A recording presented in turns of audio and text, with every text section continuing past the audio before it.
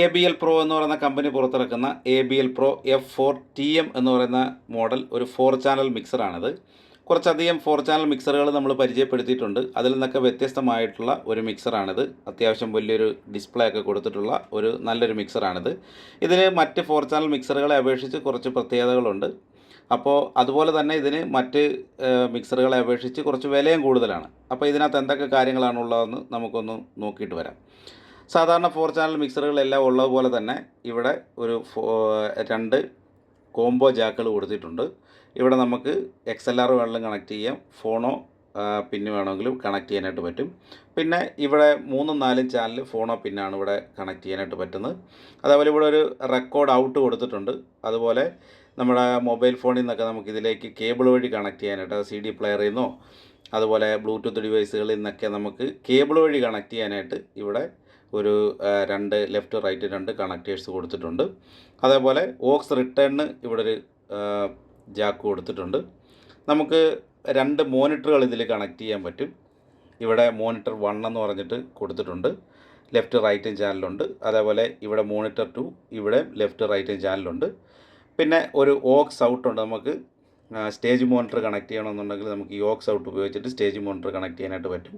പിന്നെ ഇവിടേക്ക് വന്നു കഴിഞ്ഞാൽ ഇവിടെ ഒരു ഹെഡ്ഫോണിൻ്റെ ഔട്ട് കൊടുത്തിട്ടുണ്ട്. അതുപോലെ ഇവിടെ 2 മെയിൻ ഔട്ടുകളാണുള്ളത്. ഇത് ലെഫ്റ്റ് റൈറ്റ് ചാനലാണ്. 2 XLR ആണ് മെയിൻ ഔട്ട് വരുന്നത്. ഇനി നമുക്കിതിൻ്റെ ചാനലുകളിലേക്ക് വന്നു കഴിഞ്ഞാൽ ഇവിടെ 3 ലെയറായിട്ടാണ് ഇതിൻ്റെ ചാനലുകൾ കൊടുത്തിരിക്കുന്നത്. ഇവിടെ ഒരു സ്വിച്ച് കൊടുത്തിട്ടുണ്ട്. ഈ സ്വിച്ച് നമ്മൾ സ്വിച്ച് ചെയ്യുന്നതിനനുസരിച്ചിട്ട് ഈ 3ഉം 4ഉം ചാനലിൽ നിന്ന് മാറി നമുക്കിവിടെ പെൻഡ്രൈവ്, അതേപോലെ ബ്ലൂടൂത്ത് അങ്ങനെ ഉള്ള കണക്ഷനിലേക്ക് നമുക്കിത് ചേഞ്ച് ചെയ്യാൻ വേണ്ടിയിട്ടാണ് ഇവിടെ ഒരു സ്വിച്ച് കൊടുത്തിരിക്കുന്നത്. ഇത് നമ്മൾ സ്വിച്ച് ചെയ്ത് കഴിഞ്ഞാൽ പിന്നെ പെൻഡ്രൈവോ ബ്ലൂടൂത്തോ ആയിരിക്കും വർക്ക് ചെയ്യുന്നത്. അതിൻ്റെ കൺട്രോൾസ് നമുക്ക് ഇവിടെ ആയിരിക്കും കിട്ടുന്നത്. ഇനി നമുക്ക് ഈ ഓരോ ചാനലുകളിൽ നോക്കിക്കഴിഞ്ഞാൽ ഇവിടെ നമുക്ക് ഓരോ ചാനലിലും ആദ്യത്തെ 2 ചാനലുകളിൽ നമുക്ക് 48 വോൾട്ടിൻ്റെ ഫാൻറ്റം പവർ നമുക്ക് സ്വിച്ച് ചെയ്യാനായിട്ട് പറ്റും. നമ്മൾ കണ്ടൻസർ മൈക്കുകളാണ് കണക്ട് ചെയ്യുന്നതെങ്കിൽ നമുക്ക് ഈ 48 വോൾട്ട് ആവശ്യം വരും. അപ്പോൾ അത് സ്വിച്ച് ചെയ്യാനായിട്ടുള്ള സ്വിച്ചുകൾ ഇവിടെ കൊടുത്തിട്ടുണ്ട്. പിന്നെ ഇവിടെ പാടെന്ന് പറഞ്ഞിട്ടൊരു സ്വിച്ച് കൊടുത്തിട്ടുണ്ട്. നമ്മൾ ഏതെങ്കിലും ഇൻസ്ട്രുമെൻറ്റുകളൊക്കെ കണക്ട് ചെയ്യുകയാണെന്നുണ്ടെങ്കിൽ ഈ സ്വിച്ച് നമുക്ക് ഓണാക്കി കൊടുത്തു കഴിഞ്ഞാൽ അതിൻ്റെ ലോ കട്ട് ചെയ്യാനായിട്ടുള്ള ഒരു സ്വിച്ചാണിത്. പിന്നെ ഇത് ചാനലിലേക്ക് വന്നു കഴിഞ്ഞാൽ ഇവിടെ ഗെയിനുണ്ട്. 3 ബാൻഡ് കൺട്രോൾസ് ഇവിടെ കൊടുത്തിട്ടുണ്ട്. ഹൈ, മിഡ്, ലോ എന്ന് പറഞ്ഞിട്ട് 3 കൺട്രോൾസ് കൊടുത്തിട്ടുണ്ട്. പിന്നെ ഇതിന് ഒരു FX എഞ്ചിനാണുള്ളത്. ആ FXൻ്റെ കൺട്രോളാണ് ഇവിടെ. പിന്നെ ഇവിടെ ഒരു പാൻ കൺട്രോൾ കൊടുത്തിട്ടുണ്ട്. Left right pan control. പിന്നെ ഇവിടെ നമുക്ക് ഫേഡർ കൊടുത്തിട്ടുണ്ട്. മെയിൻ ഫേഡറാണ്, ഈ ചാനലിൻ്റെ മെയിൻ ഫേഡറാണിത്. ഇത് അപ്പ് ചെയ്യുന്നതനുസരിച്ചായിരിക്കും നമുക്ക് മെയിൻ കൺട്രോളിലേക്ക് അതിൻ്റെ വോളിയം കിട്ടുന്നത്. ഇനി ഇവിടെ നമുക്കിത് ഒറ്റയടിക്ക് മ്യൂട്ട് ചെയ്യാനുള്ള ഒരു മ്യൂട്ട് സ്വിച്ച് കൊടുത്തിട്ടുണ്ട്. വേണമെന്നുണ്ടെങ്കിൽ ഈ ചാനൽ ഒറ്റയടിക്ക് നമുക്ക് കട്ട് ചെയ്ത് കളയാനായിട്ട് പറ്റും. ഈ 3 ചാനലിലും അതേപോലെ തന്നെയാണ്. ഈ 3ാമത്തെ ചാനലിലുള്ള പ്രത്യേകത എന്ന് പറഞ്ഞു കഴിഞ്ഞാൽ നമ്മളിവിടെ ഈ സ്വിച്ച് ചെയ്ത് കഴിഞ്ഞാൽ പിന്നെ നമുക്ക് ഈ ബ്ലൂടൂത്തിലോ അല്ലെങ്കിൽ പെൻഡ്രൈവിലോ കണക്ട് ചെയ്തിരിക്കുന്ന ഓഡിയോസ് ആയിരിക്കും ഇതിനകത്ത് പ്ലേ ആകുന്നതെന്ന് മാത്രമുള്ളൊരു പ്രത്യേകതയാണ് ഇവിടെ ഉള്ളത്.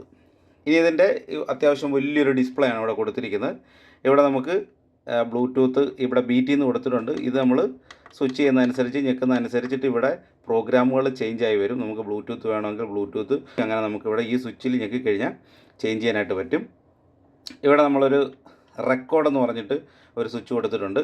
നമ്മൾ പെൻഡ്രൈവ് ഇവിടെ പെൻഡ്രൈവ് കണക്ട് ചെയ്ത് കഴിഞ്ഞാൽ നമുക്ക് ഈ റെക്കോർഡ് എന്നുള്ള ബട്ടൺ ഉപയോഗിച്ചിട്ട് റെക്കോർഡ് ചെയ്യാനായിട്ട് സാധിക്കും.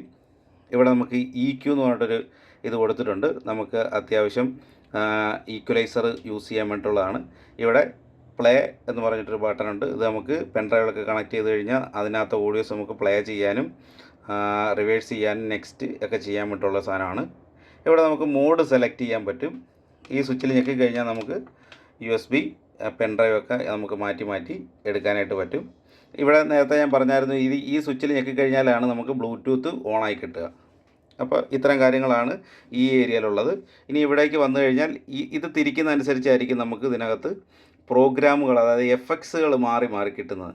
ഏകദേശം ഒരു 240ഓളം FXകൾ ഇതിനകത്തുണ്ട്. അത് നമുക്ക് ആവശ്യമുള്ള തരത്തിൽ നമുക്ക് ചേഞ്ച് ചെയ്ത് ഉപയോഗിക്കാനായിട്ട് പറ്റും. ഈ റോട്ടറി സ്വിച്ച് കറക്കുന്നതനുസരിച്ചിട്ടായിരിക്കും ഇതിൻ്റെ FXകൾ മാറി വരുന്നത്. ഇവിടെ ഒരു പാരാമീറ്ററിൻ്റെ കൺട്രോൾ കൊടുത്തിട്ടുണ്ട്. ഇവിടെ DSPയുടെ ലെവൽ, അതായത് നമ്മൾ ഒരു എഫക്ട്സ് സെലക്ട് ചെയ്ത് കഴിഞ്ഞാൽ അതിൻ്റെ ലെവൽ സെറ്റ് ചെയ്യാൻ വേണ്ടിയിട്ടുള്ളൊരു നോബും കൂടെ ഇവിടെ കൊടുത്തിട്ടുണ്ട്.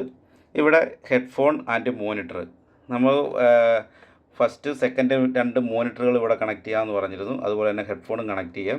അതിൻ്റെ എല്ലാം വോളിയം കൺട്രോൾ ചെയ്യുന്നത് ഈ ഒരു സ്വിച്ചിലായിരിക്കും. അതേപോലെ ഇതിൻ്റെ ഈ അറ്റത്തേക്ക് വന്നു കഴിഞ്ഞാൽ ഇവിടെയാണ് ഇതിൻ്റെ മെയിൻ ഫീഡർ. നമ്മളിത് അപ്പ് ചെയ്യുന്നതനുസരിച്ചായിരിക്കും ഈ XLRലേക്കുള്ള മെയിൻ ഔട്ടിലേക്കുള്ള വോളിയം കൂടുകയും കുറയുകയും ചെയ്യുന്നത്. ഇവിടെ നമുക്ക് മോണിറ്റർ സ്വിച്ച് ചെയ്യാൻ വേണ്ടി ഒരു 2 സ്വിച്ചുകൾ കൊടുത്തിട്ടുണ്ട്. ഇത് സ്വിച്ച് ചെയ്ത് കഴിഞ്ഞാൽ നമുക്ക് ഫസ്റ്റ് മോണിറ്ററിലേക്ക് ഓഡിയോസ് കിട്ടും. രണ്ടാമത്തേത് സ്വിച്ച് ചെയ്ത് കഴിഞ്ഞാൽ അവിടേക്ക് നമുക്ക് ഓഡിയോസ് കിട്ടും. അപ്പോൾ ഇത്തരം കാര്യങ്ങളാണ് ഇതിനകത്ത് മെയിനായിട്ടുള്ളത്. പിന്നെ നമുക്കിത് ഏറ്റവും പ്രത്യേകത ഇതിനകത്ത് നമുക്ക് പെൻഡ്രൈവ് കുത്തിയിട്ട് റെക്കോർഡ് ചെയ്യാമെന്നുള്ളതാണ്. അതൊന്നുകൂടെ ഞാൻ എടുത്തു പറയുകയാണ്. നമുക്ക് പെൻഡ്രൈവ് കുത്തിയിട്ട് റെക്കോർഡ് ചെയ്യാനായിട്ട് സാധിക്കും. അതേപോലെ ഈ റെക്കോർഡ് എന്നുള്ള ഈ ഒരു ഓപ്ഷൻ നമ്മൾ ഉപയോഗിച്ച് കഴിഞ്ഞാൽ നമുക്ക് ഫോണിലേക്ക് നേരിട്ട് റെക്കോർഡ് ചെയ്തെടുക്കാനായിട്ടും സാധിക്കുന്നതാണ്. ഇവിടെ ഒരു വലിയ പവർ സ്വിച്ച് കൊടുത്തിട്ടുണ്ട്. ഈ പവർ സ്വിച്ച് ഓണാക്കുന്നതോടെ ആണ് നമുക്ക് ഈ മിക്സർ ഓണായി കിട്ടുന്നത്. അത്യാവശ്യം നല്ല കളർഫുള്ളായിട്ടുള്ളൊരു ഡിസ്പ്ലേ ആണ്.